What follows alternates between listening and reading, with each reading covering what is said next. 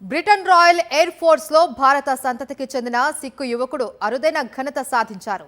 28 ఏళ్ల flight lieutenant Arshdeep Singh dong RAF లో fighter pilot గా గ్రాడ్యుయేట్ అయిన తొలి సిక్కుగా చరిత్ర సృష్టించారు.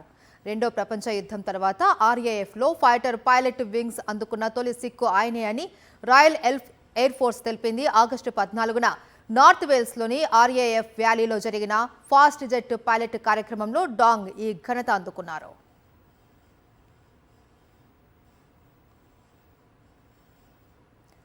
చండీగఢ్లో జన్మించిన అర్షదీప్ 6 ఏళ్ల వయసులో కుటుంబంతో కలిసి బ్రిటన్కు వెళ్లారు.